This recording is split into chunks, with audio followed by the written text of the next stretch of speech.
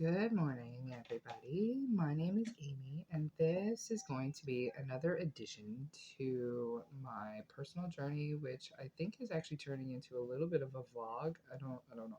Anyways, I'm going to continue to talk to you about my experiences. Um, so there's a lot of information out there in the world today, and there's lots of labels, and there's lots of stuff. Um, Specifically around the spiritual awakening.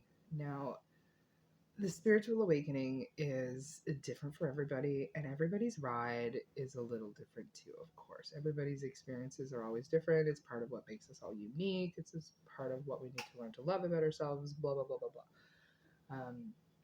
For me personally, my spiritual awakening started when my husband and I met, I guess, really. When he came into my life, that changed everything for me. He is 10 years older than I am, and he had already been through a lot of experiences in his life that I had no idea about. And through those experiences, he had gained a lot of information about spirituality and things outside of what I was taught growing up. He gave me a book. Now, at the time when we got together, I loved to party. I loved to have a good time, and as much as I think I still have the energy for that, I have 3 children, and I do not have the energy for that. But that was a wonderful point in time in my life. But I partied a lot, and I did a lot of hard drugs. Um, and as much as it's not something that I'm super proud of, I actually am super proud of it. Um, we were living in a small cabin in the woods, and he had given me a book that he had read that had changed his life, and it's called The Celestine Prophecy. Now, that book is written in like a fictional way, but the story itself, especially now 10 years later, having walked my path in a very similar way to that book, it opened my eyes to so so much different stuff in this world. It opened me to the idea that energy was a real thing, and that if you tuned in, you could see it, sense it, feel it, touch it, use it. And I fell into that book. Now, I'm not a book reader, I have no time for that. But this book, I read it. I opened the page, I read the first page, and it sucked me in a way that I just couldn't put it down. And by the time I realized, I had already ordered the entire collection and all the experience books that went with it, and I powered through all of them. And those books specifically changed my life. Now, at the time, we were living in a cabin in the woods, and we were going through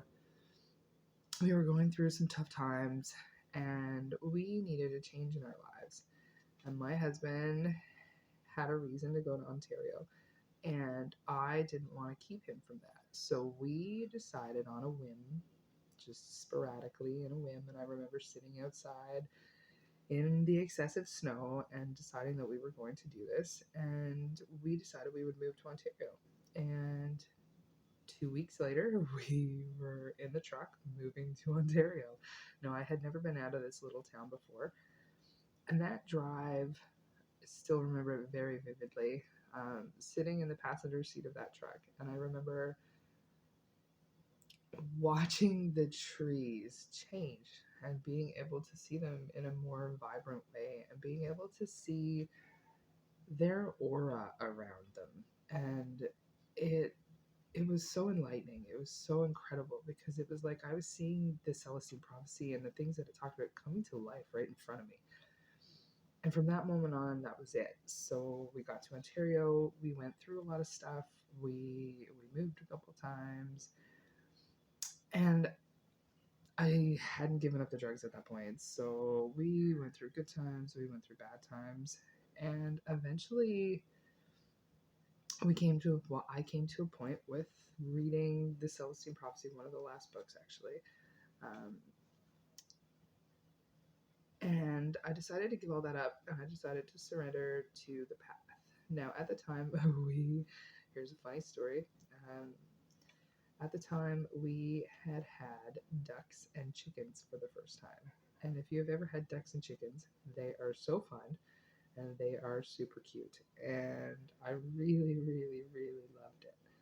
Um, and I will not forget the last time that I stayed up and got super high and stayed up by myself. It was the last time I did hard drugs because when I sat there asking questions about what I needed to do with my life, all the little ducks that I owned came over and waddled over to me, and all of the ducks got in a row. And it was like I decided to change my life from that moment on. And it was like I had literally put my ducks in a row. They were walking in front of me, giving me this little vision, and it was so emotionally powerful to me that moment, and I can still see them right now walking together, and it was super super cute.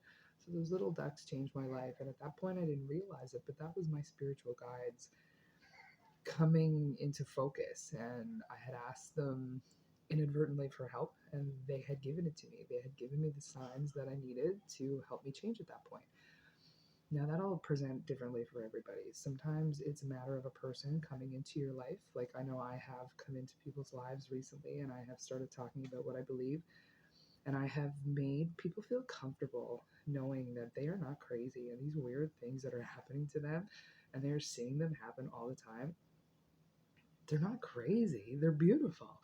And if you tap into the energy and the focus that those are trying to give you, you can really start to change your life in a positive way, which is what I believe the spiritual awakening is all about. It's about raising your vibration, raising your frequency. Now, if you don't understand what that is, I'll do another video. My baby's waking up, so and it's his first birthday, so I don't have time to sit here and talk about that. But I wanted to make a quick little shot about how my journey started, and we will definitely talk more about this.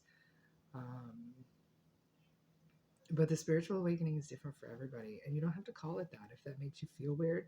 Basically, it's your own healing journey. It is your own personal healing journey that takes you however long it needs to take for you to clear out limiting beliefs, for you to clear out residual energy, for you to clear out things and understand yourself on a true inner knowing, and be able to tap into your soul and find your mission in life, find your soul purpose, because we all have one. No matter how big or how small they are, we have one. And when we find it, it really makes life more beautiful. Like I have found my soul's purpose and sharing my experience and helping other people to understand that they're not crazy and that life is beautiful. I have helped people find love for themselves, and to me there's no greater gift. So I'm just going to leave that there. I have started a TikTok. You will be able to find that down in the bottom, where I do some quick healings. I share some information about some beautiful stones that I have been collecting. And I will be sharing a more personal side with my family. Hold on. All right. So Antonius is awake. He's my baby. He just turned 1, and I have to go. So have a blessed day with infinite love and gratitude. I will continue this again later.